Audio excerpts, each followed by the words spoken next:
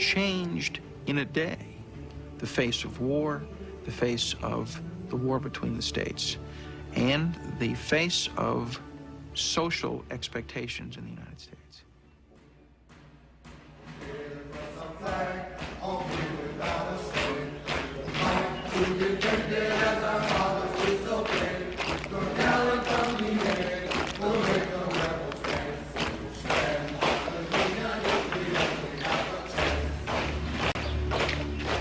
This is the 54th Massachusetts Regiment. Tired, hungry, and proud, the black soldiers of the 54th Massachusetts Infantry awaited for battle on the evening of July 18, 1863. This pivotal moment in their career proved to the world and to the rest of the black population that they could fight just as well as white soldiers, who were, ironically, mostly immigrants. They could die and give their heart out on the battlefield just as every other soldier could. Still, they were subject to racism and discrimination.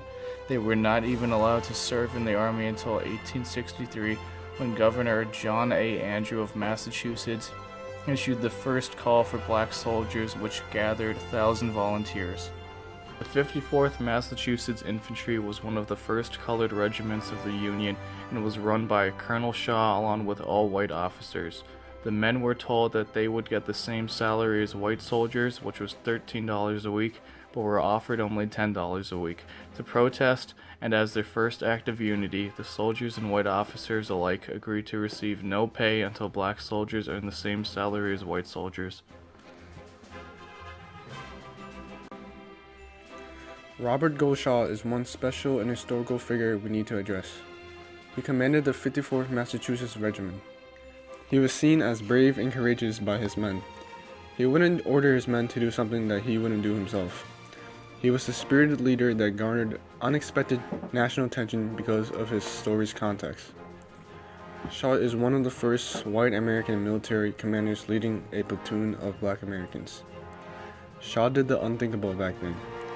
He exposed what was socially wrong, the racial indifference. Chau took part in the historical integration process of America, the creation of the 14th Amendment.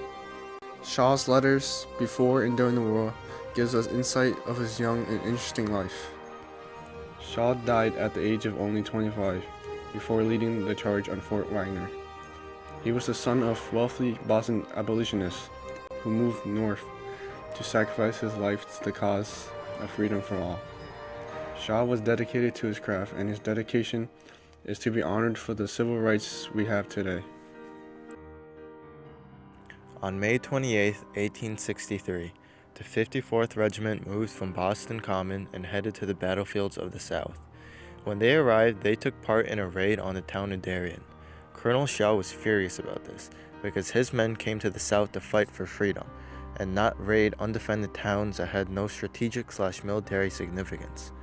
Chau then wrote to General George Strong to ask him if the 54th Infantry could lead the next Union charge onto the battlefield. The general agreed to allow them to do so. This would be their historic charge on Fort Wagner. The 54th Infantry would charge the fort. It was bombarded in an attempt to soften the fort. This had little success, with only 8 men killed and 20 wounded. Chau would lead the assault for the proving ground under his men. This would be the test to see if the officers' training was a success. The Confederate Army announced that they would sell any African American back into slavery if captured. Every captured officer would be executed as well. Even with this, the 54th still went on to fight. A quote from Governor Andrew about the regiment: "Where in all human history, to any given 1,000 men in arms, there has been committed a work at once so proud, so precious, so full of hope and glory, as the work committed to you." They were to assault Fort Wagner because it was a key point in capturing the city of Charleston. Chau and his 600 brave men were ready just outside the walls. Before the assault, Chau told them that the eyes of millions would be watching them and their actions tonight. Before the 54th fired their first shot, Colonel Chau was shot dead holding his sword to the sky, shouting, "Forward, 54th." The 54th and Union soldiers were able to take part of the fort but were forced to retreat. The 54th were outgunned and outnumbered. The Union had miscalculated. There were 1,700 Confederate soldiers waiting in the walls. The 54th, like all regiments involved in the assault of Wagner, suffered severe casualties. The Confederates dumped all the bodies in a trench and told Union leaders that we have buried Chau with the niggers. They expected that this action would be such an insult that white officers would no longer be willing to fight with black troops. In fact, the opposite was true. Chau's parents replied that there could be no holier place to be buried than surrounded by brave and devoted soldiers. This did not, however, break the morale, and the next time the Union would assault Fort Wagner, it would be successful. In the late summer of 1863, the bombardment of Charleston had begun. This wasn't just a strategic position, it was a symbol of what the soldiers of the 54th were fighting against. The defending Confederates had advantages, such as knowledge of the terrain, and the positions of the Union soldiers were not ideal. Union forces would continue to wear down the city and turn it to rubble. Over a year later, the city would finally fall a month and a half before the war ended. Also, close to the end of the war, the 54th had won the battle for equal pay for all soldiers in the Union Army. As part of the army that took over Charleston, the 54th Infantry were in that group of men. As part of the army that took over Charleston, the 54th Infantry were in that group of men. Men like William Carney showed the public what the 54th Massachusetts Regiment was. He was a soldier on the battlefield who received the Congressional Medal of Honor for his heroics. At the Battle of Fort Wagner, the flag bearer was shot. Carey then rushed to carry the flag and later said to his troops that it never touched the ground. Men like Carney became an inspiration to the public, both white and black people. Even President Lincoln was amazed at how these men fought so hardly and bravely to die for a country that they were not even citizens of. This regiment helped pave the way for enlistments of blacks in the Army. Over 180,000 more black males enlisted after Lincoln gave congressional approval to raise the limit of how many black soldiers could enlist. At first, the whites were scared to put guns into the hands of these people who have been oppressed for their whole lives. They did not trust them. But this regiment helped solidify the bond between these people. The Union was not fighting to abolish slavery after all. They went to war in order to unite, to keep the Union in one piece. As Abraham Lincoln said, he wanted to abolish slavery, but he had an even greater goal of keeping the Union together, even if that meant keeping slavery.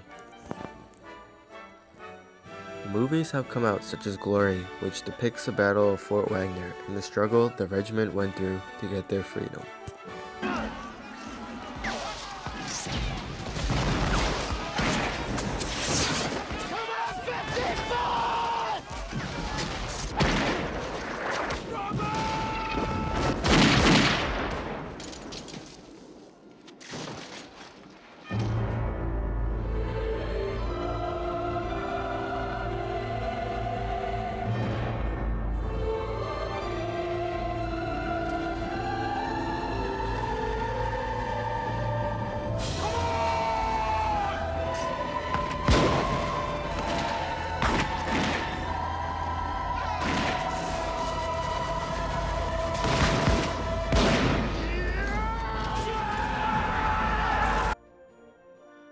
The legacy of the 54th is a story that inspires people today and generations in the future.